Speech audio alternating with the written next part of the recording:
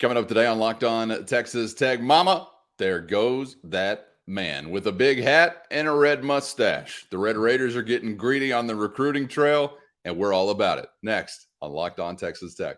You are Locked On Texas Tech, your daily podcast on the Texas Tech Red Raiders, part of the Locked On Podcast Network, your team every day. We're going to start this thing off right. Raider!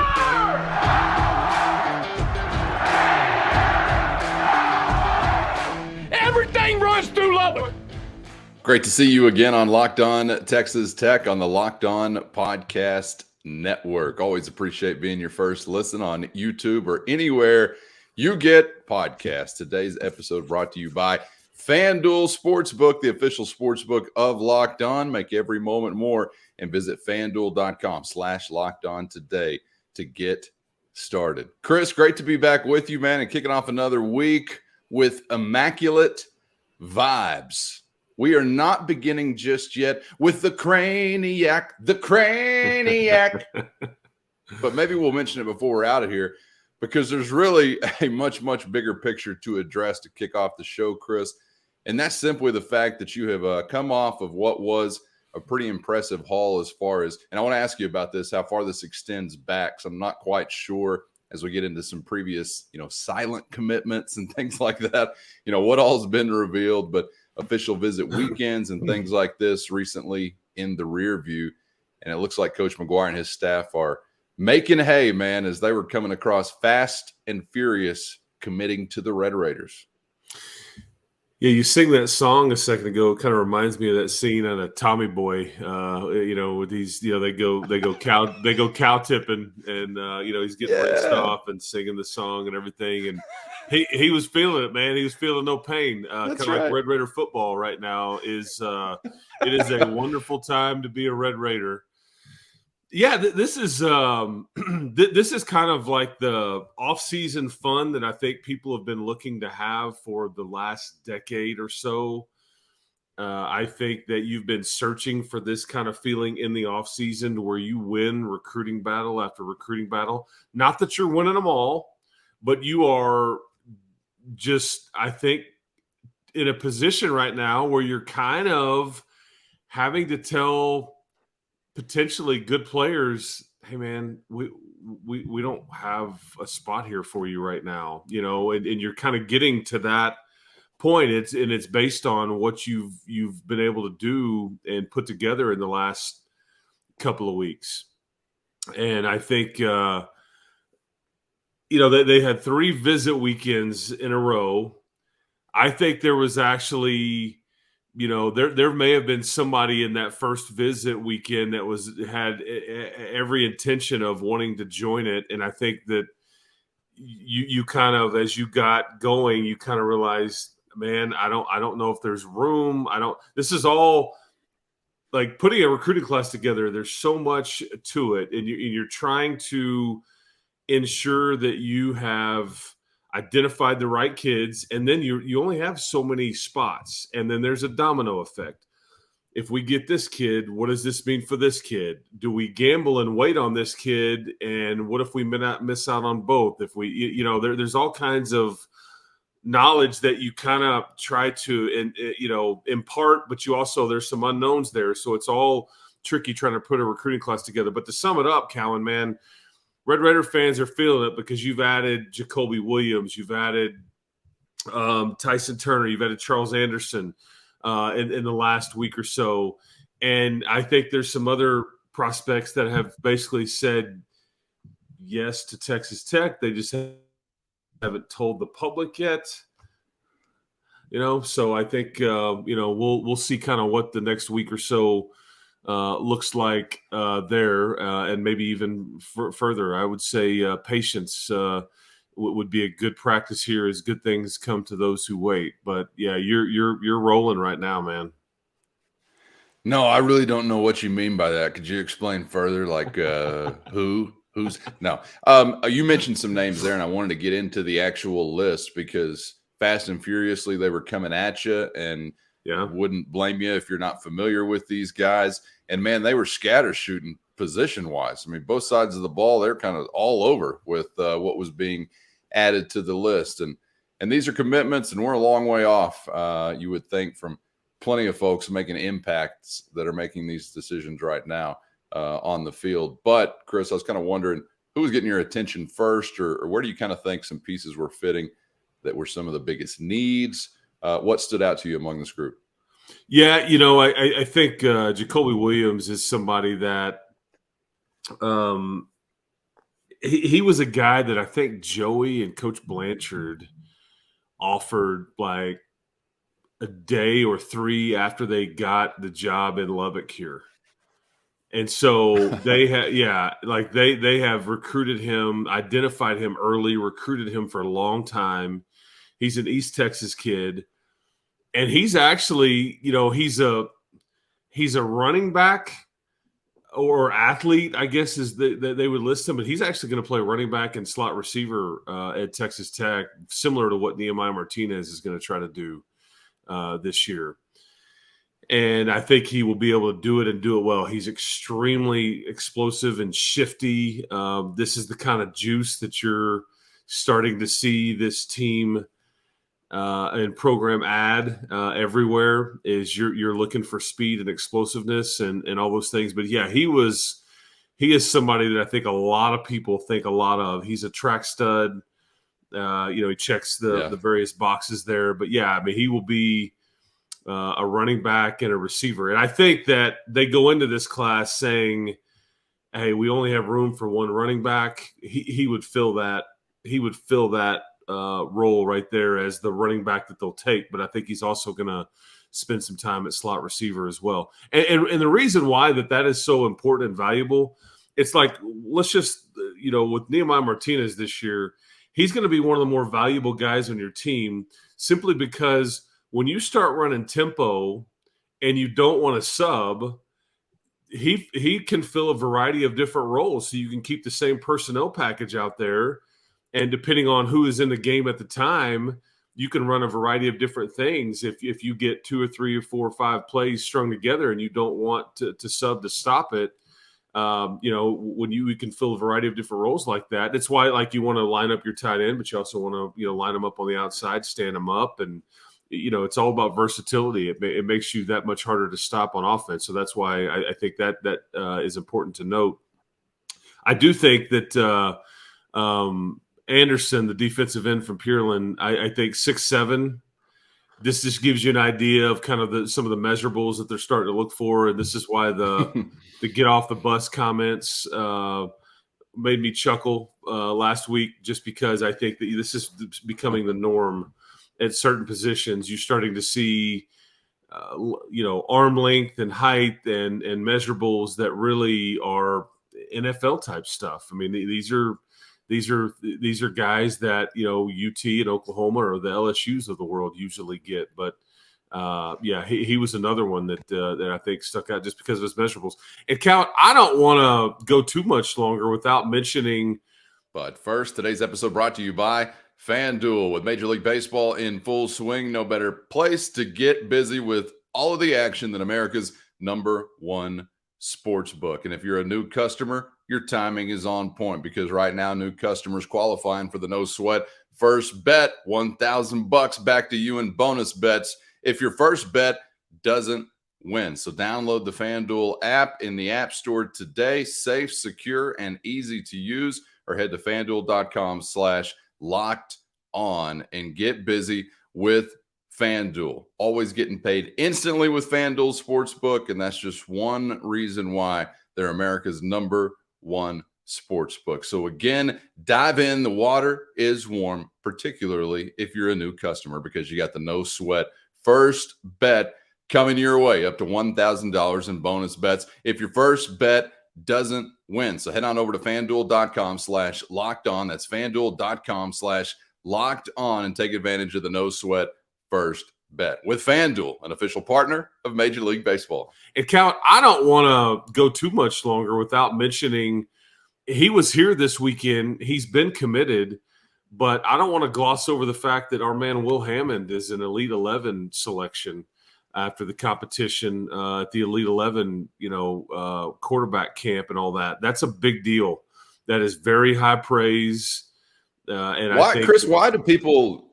Why does that one have so much credibility? I guess I would ask, because I see that coming across, and I know it's an exclusive group. So, can you just provide some context for those that don't know or aren't familiar? a good they're much like this analogy that I'll give you. I would consider this now. Granted, this is a position only deal here, Right. and there's people that have been involved with this organization for years and years, and they do hold it to a very high standard. They have a very it's very difficult to be selected to be invited there, and then it's even harder to compete with the 20 plus kids that go and then be part of the Elite 11. But it's kind of like the football equivalent of a McDonald's All-American. I think like in basketball, like where there's maybe some politics involved. I don't know, but Sure. you have to be a dude, man. And I think, I think I'm trying to remember all the Elite 11 selections or participants over the years for Texas Tech. But again, Will Hammond I thought, I have said this to people, and I'll say it here now. I think Will Hammond is on paper the best quarterback recruit you have coming out of high school that you've added since Graham Harrell. And you already know where I stand with Harrell and what I told you. That's on paper, mind you, but that's kind of, and I think he's done nothing to disprove that. In fact, he's just only enhanced that, and all that, because, you didn't end up with Jarrett Stidham. Mahomes wasn't as highly recruited, but this is a big time high school quarterback that the country is recognizing as one of the best in the country. 6'2", 200, very elusive, ran for nearly 1,000 yards last year, and he's a thrower.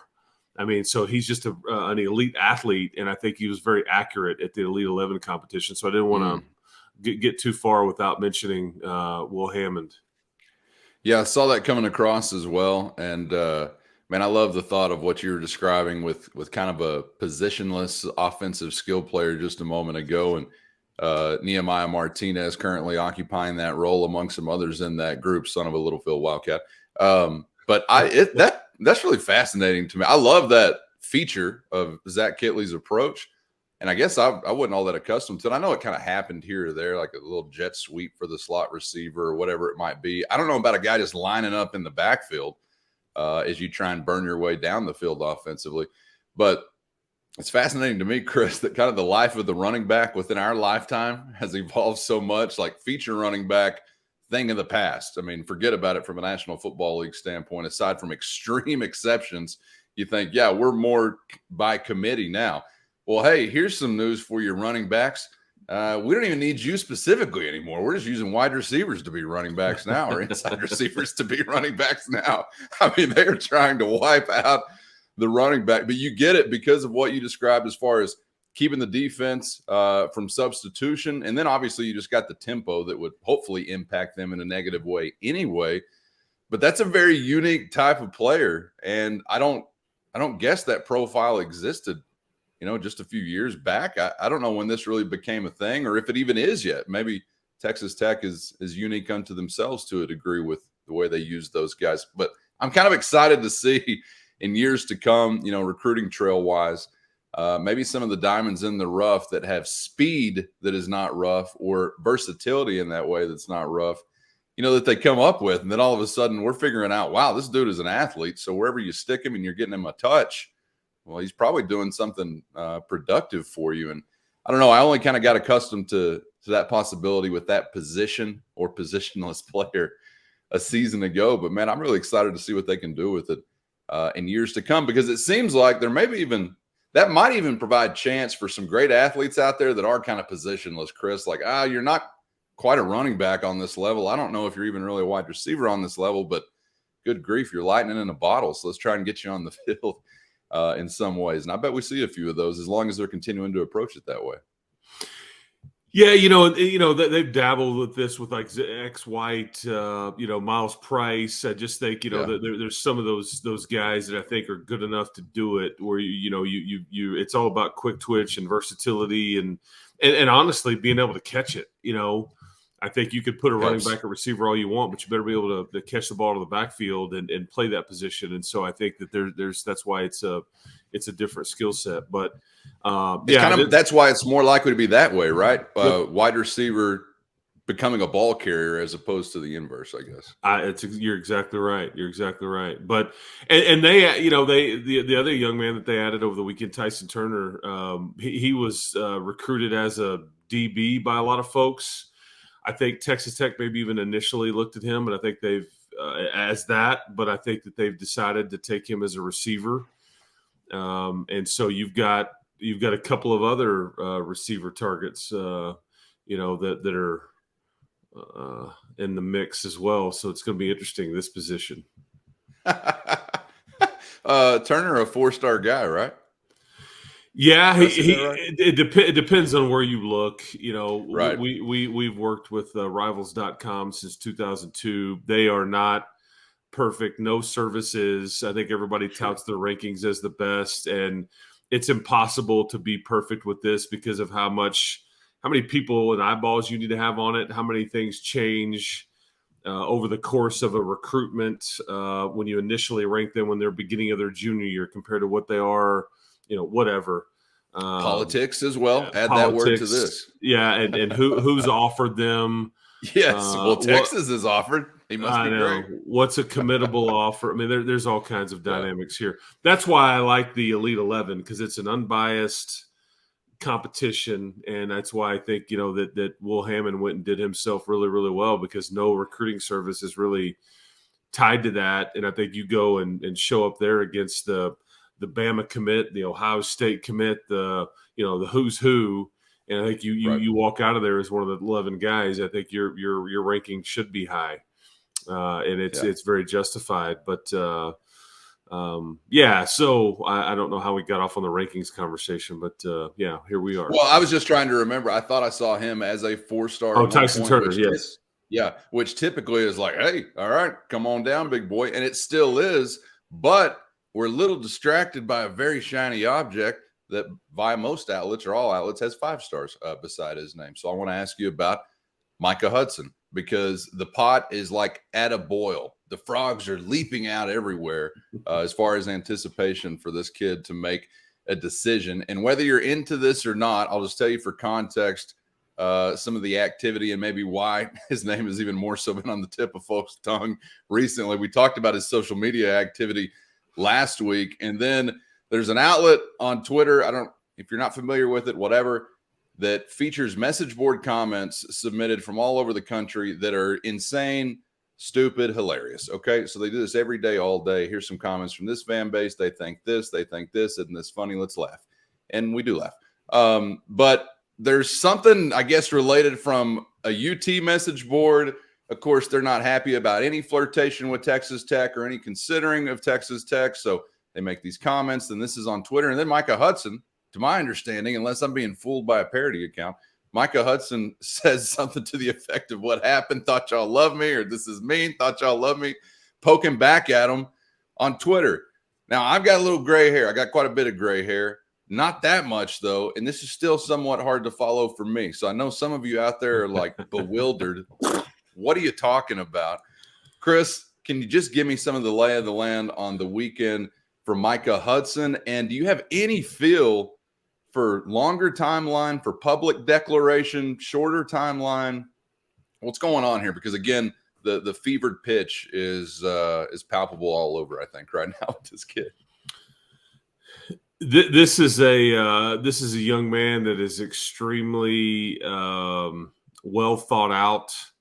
He's very, I think, private. I think he operates in the whole say less mindset, and so he doesn't offer up a whole lot and hasn't throughout the process. I think that Texas Tech could not be in a better position. I wouldn't trade places with Texas Tech for anybody if you're talking about the recruitment of Micah Hudson right now. I think that he has some fun on social media. I think he's really into video editing and photo editing, and like he's kind of gotten into that kind of stuff just as as an aside. And I think he's had utilized some of those skills throughout this process. I think that, I think that you just, if you're a Texas Tech fan and you're hitting the F5 on RedRaidersports.com, just refresh. You're gonna have to there's gonna be a little patience here. I think that Micah indicates. We had a story up on RedRaidersports.com. I guess it was yesterday. Ben, one of the guys that covers recruiting, does a phenomenal job. Micah told him, "Hey, look, man, it could be tonight, it could be tomorrow, it could be 6 months from now." But I do think ultimately you'll get a decision from him fairly soon. I wish I could identify fairly soon, and I don't want to put myself in a corner here. He does have the state 7-on-7 championships this weekend in College Station, and I think his team is qualified. So I think he's got some involvement with it at that. Obviously, over the weekend, maybe you get something. Turn out, Aggies. Go see him. That's the closest you're going to get. Maybe you get something before that. Maybe it's after that next week. Maybe but I do think I do think you're in a wonderful spot if you're a Texas Tech fan. And to give people context here, because this is what people really need to hear. And I don't know if people grasp that or grasp this. If he's on your team this year, he's the best receiver you've got. Like, and I love Jerron Bradley and Miles Price and Loic. They're good players. They're good players. This is just a different deal. And I can't emphasize that enough. This is a different kind of player. I'm not saying he can't miss. I'm not saying that it's a sure thing. I'm not saying that you're for sure going to get him. But I just know if he was playing on your team this year, this is the best receiver you've got. And that is a compliment to him. It is not to take anything away from the guys that are going to start for you this year. That's just how explosive he is, how good of a route runner he is, how fluid he is, his ball skills. I mean, all the kinds of things you're looking for from a wideout. But I mean, again, it really comes down to that being so twitchy and his explosiveness. And I'll tell you who's been big in this recruitment here, at least on Texas Tech's behalf. From a player's standpoint, that's been Baron Morton. Baron Morton has been heavily in play here. So make of that what you want to. Because, Tyler Shuck will be out of here and gone. And Baron Morton would be the one likely throwing to Micah Hudson early and often. And so stands to reason that that relationship would be pretty important, and it is important. And I think Micah Hudson spent a lot of time with Baron Morton this past weekend. So I will leave that there, and we'll just kind of see. We'll kind of see what happens, I guess, in the coming days and weeks. But yeah, I would just tell you, man. You can rest. I think you've done everything you could here, and I think you're in a wonderful spot. And I may even offer up you're in a really good spot, and then kind of wink at you a little bit, if you know what I mean. So we'll see kind of what happens here. And that descriptor was for the podcast listeners, in case you can't see Chris's eyes. An audible wink. Right. Man, this is exciting, and of course, just given what we talked about, also as far as the larger list, just exciting in all directions. The momentum you've got on the recruiting trail right now, this would be a terrific cherry on top. But I hate to even describe it that way, because that kind of sounds like the cake is finished. The cake is never finished. We want more cherries. We want all the cherries. So hopefully you continue to roll down this path with similar success. And then you don't do what the Longhorns do. When you get them to campus, you develop them. You become a good team, and you do things as a result of great recruiting. You don't do what the Aggies do. When you get them to campus, you develop them. Then you become a great team. Then you do great things because of the recruit. You don't want to be champions of February. That's like an antiquated saying right now, because I don't even know when these kids sign anymore. There's so many opportunities. But used to, February champions was about the only banner you'd see hung up in Bryan College Station or Austin, Texas for a decade running. But you don't want to be that. You want to make something of it whenever they get on campus. Let's get to somebody else who is going to be heading to campus. We're going to pivot to another sport. but we've got some size and depth added in the front court for Grant McCaslin. I'll tell you more about Dishon Jackson next on Locked On Texas Tech.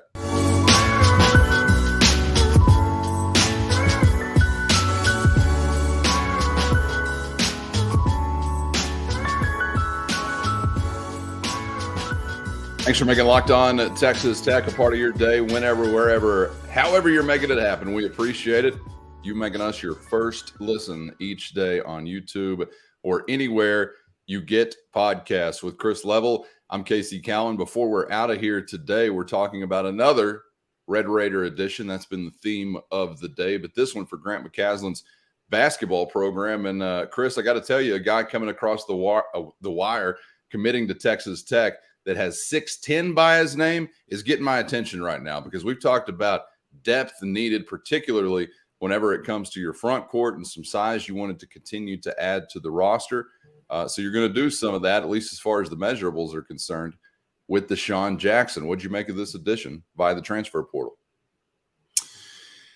Yeah, so he was here over the weekend. We talked about that last week, that visit was what was going to happen, and he was here, I think, Friday, Saturday, Sunday, maybe even got here Thursday night. Matter of fact, but this is a player that Grant McCaslin has known for a while.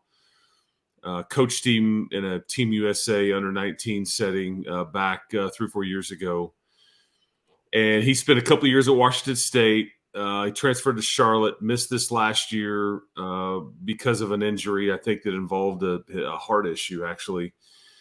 And so everybody trying to be smart and take care of him and make sure he's okay. And then, Charlotte has a coaching change. And so he gets in the portal and has obviously left Charlotte. And so that's how he was available for the Red Raiders.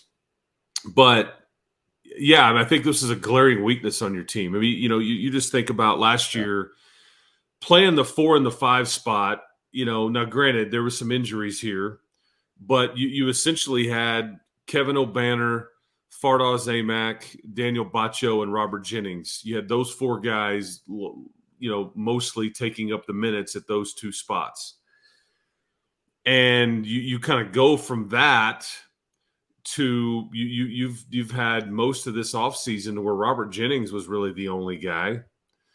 Then you added Warren Washington, and you've gone a long while where really it was just those 2 guys.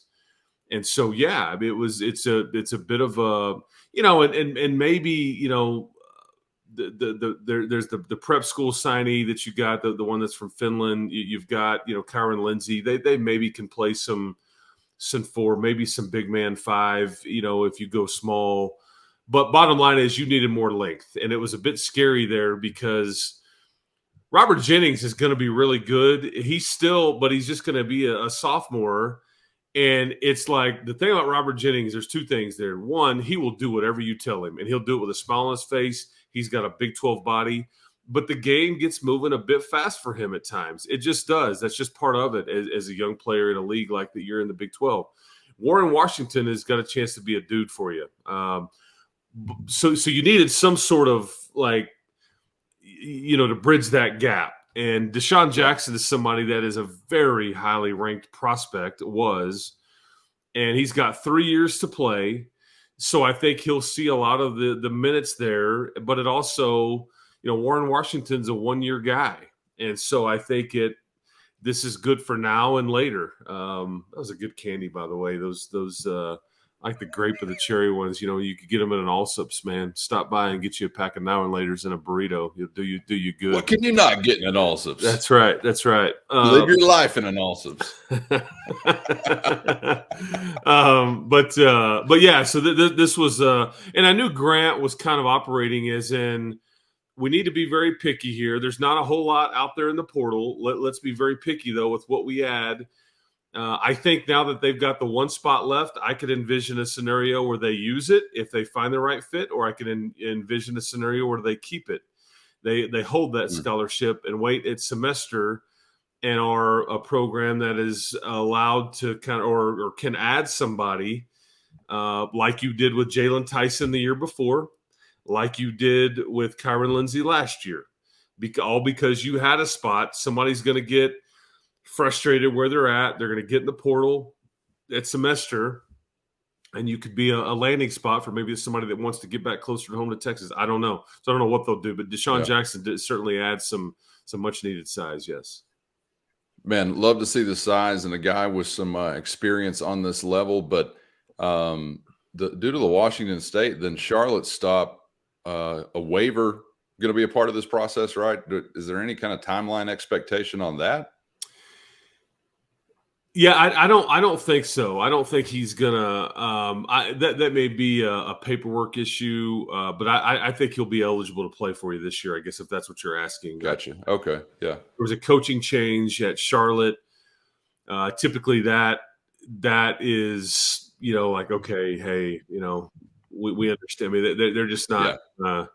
They're not going to hold a kid accountable for some sort of strict rule or whatever when there's been a coaching change at a place and all those things. So I think that, I wouldn't have any concerns about his immediate eligibility status for this season. Well, it sounds like a good get for Grant McCasland and adding some depth to that front court, which is always going to be a good thing considering what you've got to run through within the Big 12 conference. All right.